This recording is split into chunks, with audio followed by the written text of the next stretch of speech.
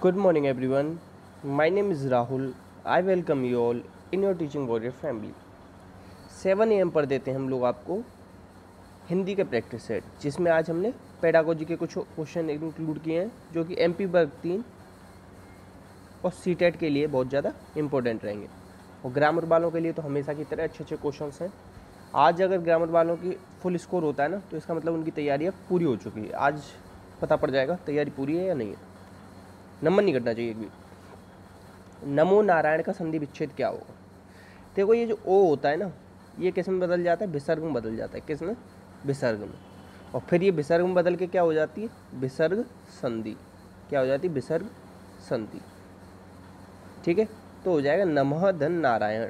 क्या हो जाएगा? नमः धन नारायण हो जाएगा नमो नारायण। संधि कितने प्रकार की होती है? 3 प्रकार की होती है। कौन कौन सी होती है? स्वर, व्यंजन और विसर्ग। ठीक है, संधि का विलोम क्या होता है? विग्रह। ठीक है, नेक्स्ट क्वेश्चन पे बढ़ते हैं। प्राण प्रिय, इसमें समास बताना है। तो देखो, समास आपके कितने प्रकार के होते हैं? पदों की प्रधानता के आधार पे होते हैं आपके 4 प्रकार के समास। वैसे हिंदी में अर्थ के हिसाब से होते हैं आपके 6 प्रकार के समास। समास का विलोम क्या होता है? समास का विलोम होता है व्यास।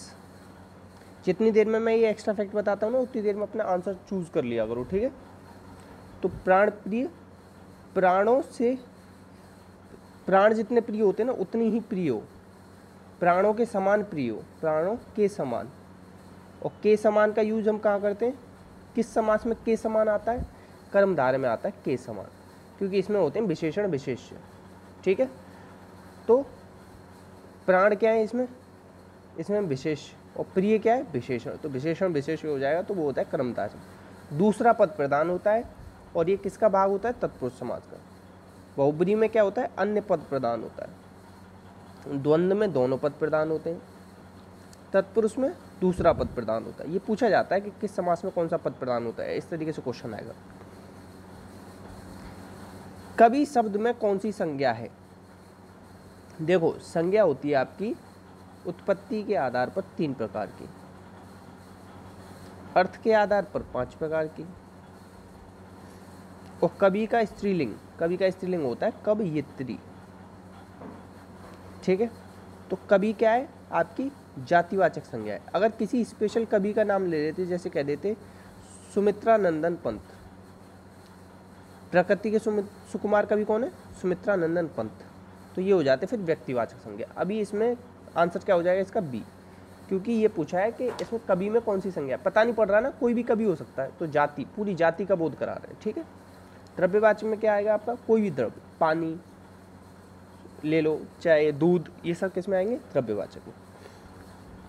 नेक्स्ट, अगर अच्छा लग रहा हो ना ये तरीका कि पहले मैं आपको एक्स्ट्रा फैक्ट बताते जा रहा हूँ, जब तक आप अपना क्वेश्चन का आंसर चूज कर लेते हैं, तो प्लीज़ बता देना आज। नीला शब्द में विशेषण बताना है। विशेषण क्या करता है? विशेष्य की विशेषता बताता है। विशेष्य की विशेषता बताता है। और विशेष्य कौन कौन से होते हैं आपके? संज्ञा हो सकती है विशेष्य में, या तो आपका सर्वनाम हो सकता है। विशेषण कितने प्रकार का होता है? 4 प्रकार का। कौन कौन सा? गुणवाचक, संख्यावाचक, परिमाणवाचक और सार्वनामिक। ठीक है, 4 प्रकार का आपका विशेषण होता है। ठीक, तो नीला क्या है आपका? ये गुण है। क्या है? गुण, तो हो जाएगा गुणवाचक। परिमाणवाचक में क्या होता है आपका? वजन बताते हैं। क्या होता है? या ये ऐसे समझ लो, परिमाण होता है पूरा, परिमाण। जैसे कि 2 किलो केले, 4 मीटर कपड़ा, इस तरीके से। अब 4 मीटर तो दिख रहा है, मगर वो संख्यावाचक मत बोल देना, वो क्या किसमें आएगा? परिमाणवाचक। और संख्यावाचक में क्या आता है? सीधे 5 पेन, 4 कटोरी, कुछ भी लिख दो। ठीक है, संकेतवाचक को क्या कहेंगे? सर्वनामिक विशेषण। सार्वनामिक में क्या होगा? पहले सर्वनाम आएगा, फिर संज्ञा आएगी। ठीक है, याद रखना। नेक्स्ट क्वेश्चन है आपका, इसमें से कौन सा योग रूढ़ शब्द है? शब्द होते हैं आपके 3, रूढ़, यौगिक, रचना के आधार पर है, याद रखना, योग रूढ़। ठीक है, रूढ़ में क्या आते हैं? इनका खंडन करने पर कोई अर्थ नहीं निकलता। जैसे मैंने कहा कमल, कमल, तो खंडन करो, क प्लस म प्लस ल, कोई मतलब अर्थ निकल रहा है इनका? नहीं निकल रहा, तो ये हो गए रूढ़। यौगिक में कौन आएंगे? जितने भी तत्पुरुष के एग्जाम्पल हैं, तत्पुरुष समास के जितने भी आपके उदाहरण हैं वो सब किस में आएंगे? यौगिक। विद्यालय या रसोई घर, ये सब आएंगे यौगिक में।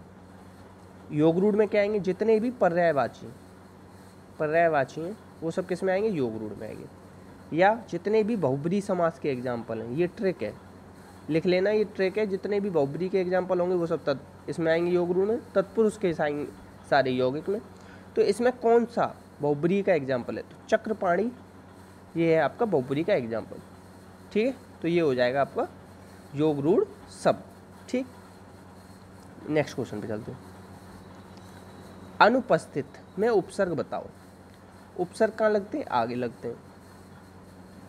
ठीक है, या शब्द के कहाँ लगते हैं? आदि में लगते हैं। ठीक है, उपसर्ग संस्कृत में कितने होते हैं? 22 होते हैं। उपसर्ग क्या होते हैं आपके? शब्दांश होते हैं, शब्द नहीं होते, शब्द का अंश होते हैं। शब्द का अंश शब्दांश। अनुपस्थित, इसमें मूल शब्द क्या है? मूल शब्द है इसमें उपस्थित। क्या है? उपस्थित। उपस्थित निकाल लो इसमें से, तो बचेगा क्या? अन बचेगा। क्या बचेगा? अन। अन प्लस उपस्थित, अनुपस्थित।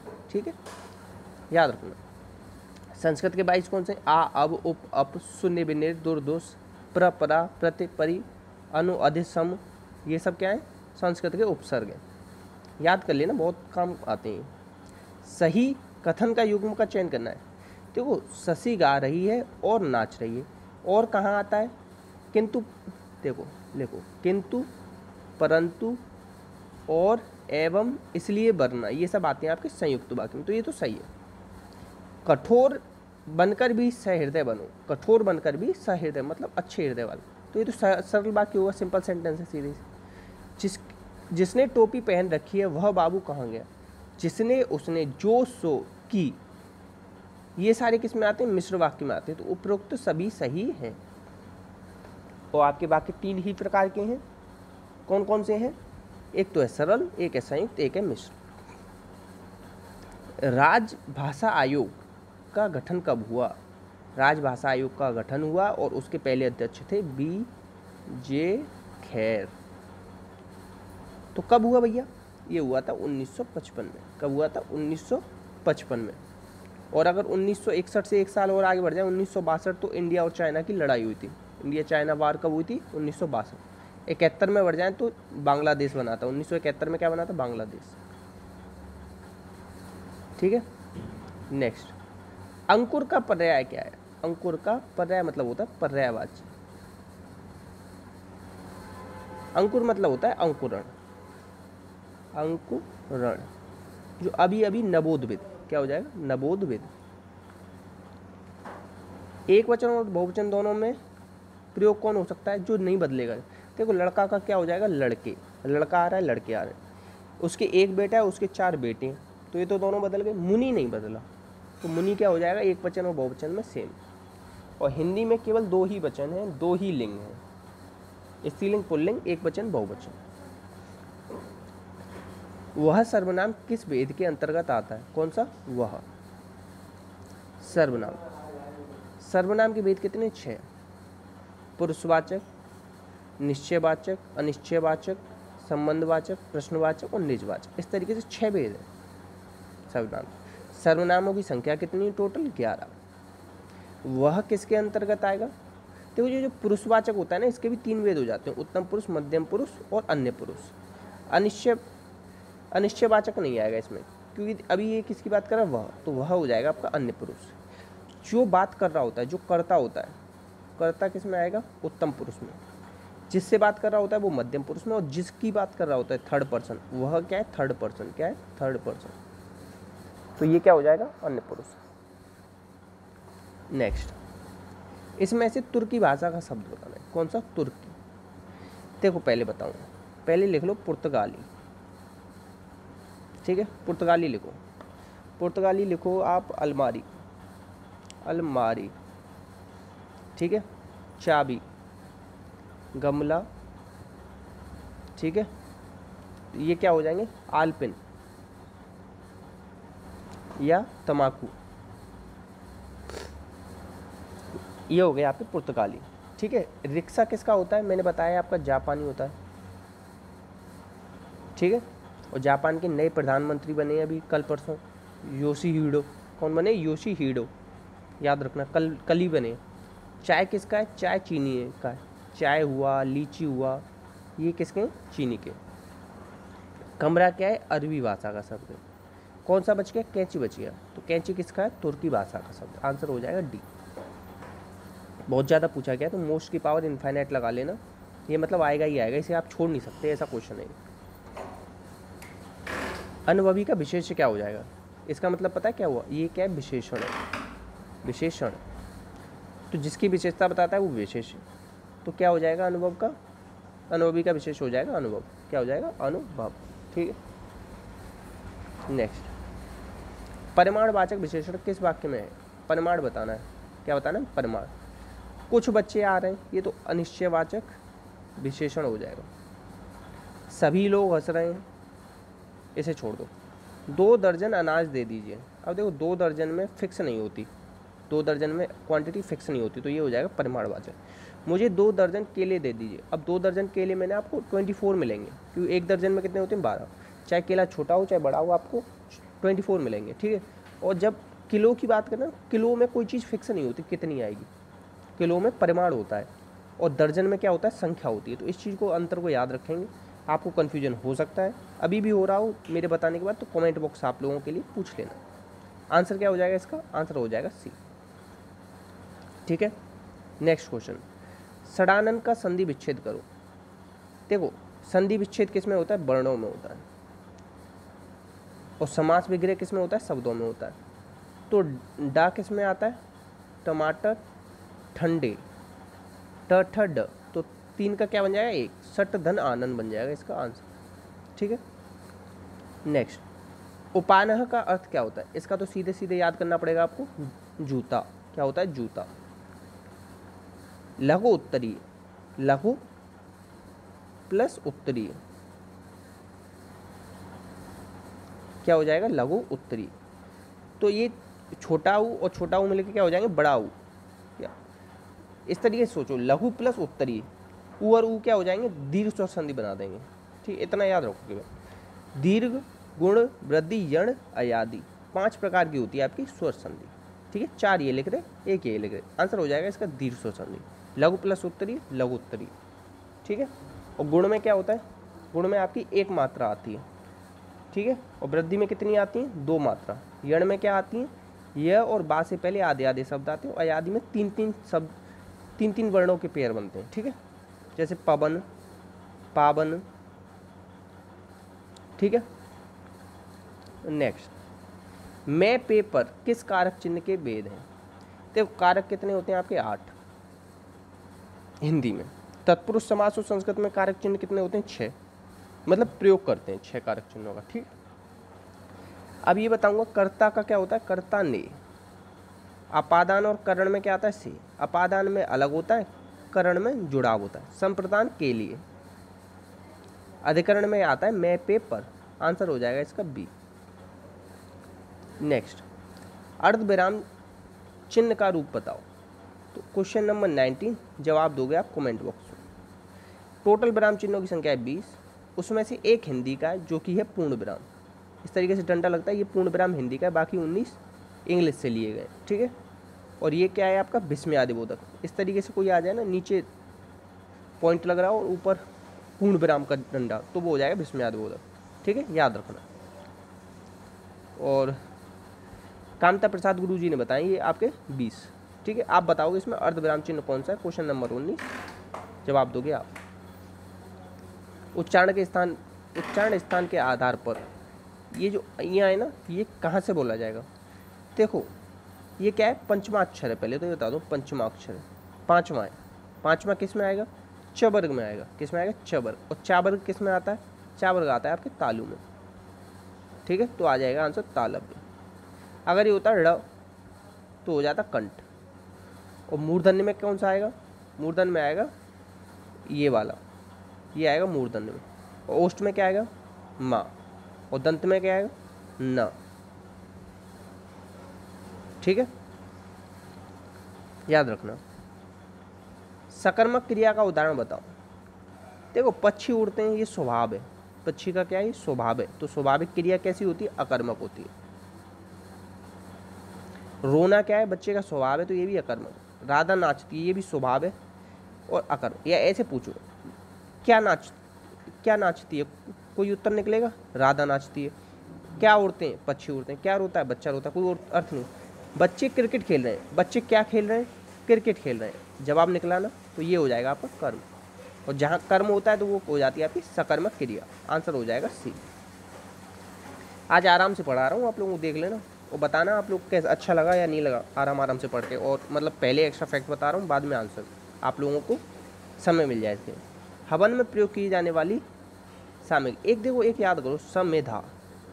समिधा क्या होती है, समिधा होती है, संविधा मत कर देना, समिधा है। समिधा होता है हवन में जलने वाली लकड़ी को कहते हैं समिधा। हवन में जलने वाली लकड़ी, जलने वाली लकड़ी।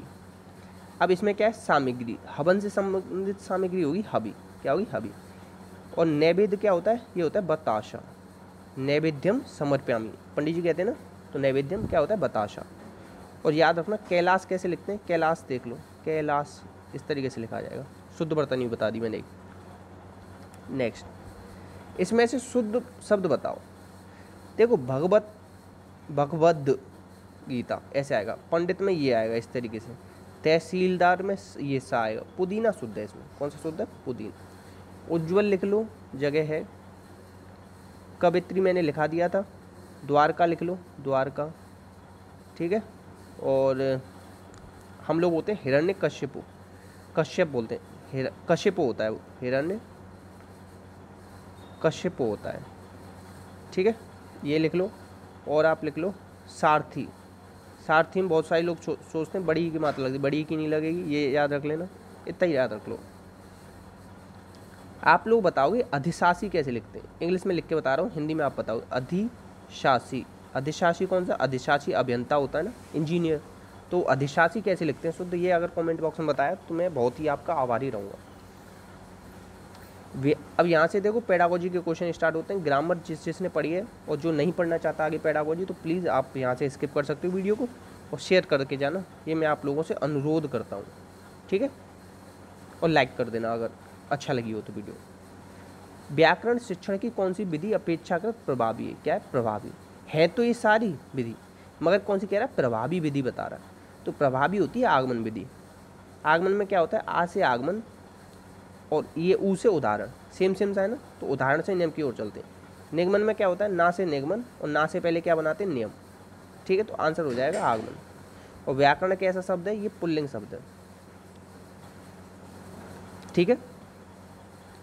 नेक्स्ट क्वेश्चन, मौखिक अभिव्यक्ति को सफल बनाते। अभिव्यक्ति मतलब होता है अपनी बातों को कहना।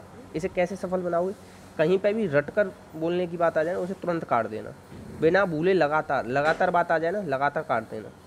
आरोह अवरोह को ध्यान में न रखकर बोलने वाली शैली, न रख कर कह रहा है, जबकि हम ध्यान में रखते हैं। तो इसका आंसर हो जाएगा भाषा, विषय वस्तु और प्रस्तुतिकरण को देखकर हम सफल बना सकते हैं अभिव्यक्ति, ठीक है। 2 से 3 घंटे लगते हैं आपकी एक वीडियो बनाने में, तो प्लीज़ आप लोग भी थोड़ा सपोर्ट करा करो। भाषा शिक्षण का सरल उपयोग क्या है, तो इसका मतलब देखो, कोई भी ज्ञान अगर जीवन के बाहर, स्कूली जीवन को बाहरी जीवन से जोड़ रहे हैं तो सबसे बेस्ट होता है। पूरी तरह से रटा दो, और भाई साहब जैसे बच्चे को बिल्कुल ही बना दो मशीन, तुरंत काट दिया करो। शिक्षक को लगातार बोलने को दो, तो केवल शिक्षक बोलेगा तो बच्चा क्या करेगा।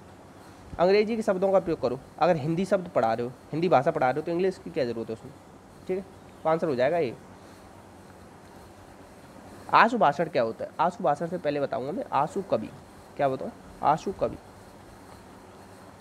जो तत्काल कविता कर दे, जो तत्काल कविता कर दे उसे कहते हैं आशु कवि। तो किसी विषय पर तत्काल बोलना क्या होता है, आशु भाषण। रटकर बोलना, रटकर नहीं बोलते। तो ऐसा होता है जैसे आप अभी एक क्लास में बैठे हो, तुरंत टीचर ने बुलाया और 10 पर्चियों में से एक पर्ची निकालने को दी आपको, और उसमें जो भी निकलता है ना, जो भी टॉपिक निकलता है उस पर आपको बोलना होता है, ठीक है। नेक्स्ट, श्रव्य प्रसारण माध्यम के अंतर्गत क्या रखा जाता है, श्रव्य के अंदर क्या रखा जाएगा, किस चीज़ को सुनते हो आप, रेडियो को सुनते हो, ठीक। आंसर हो जाएगा बी, समाचार। ये दृश्य, ये पत्रिकाएं दृश्य, पोस्टर दृश्य। 3 तरीके का होता है, दृश्य, श्रव्य, ठीक है, और दृश्य श्रव्य। दृश्य श्रव्य में क्या आता है, टीवी, जिसमें देखते भी हो सुनते भी हो। इतने ही थे आज के क्वेश्चन। भरोसा रखना, भरोसा रखना। वर्ग 3 हो, चाहे आपका सीटेट हो, चाहे कोई सा भी एग्जाम हो, हिंदी से रिलेटेड हुआ फुल स्कोर कराऊंगा, जिम्मेदारी मेरी। शाम को साइकोलॉजी पढ़ना, ईवीएस पढ़ना, अच्छा स्कोर कर पाओगे।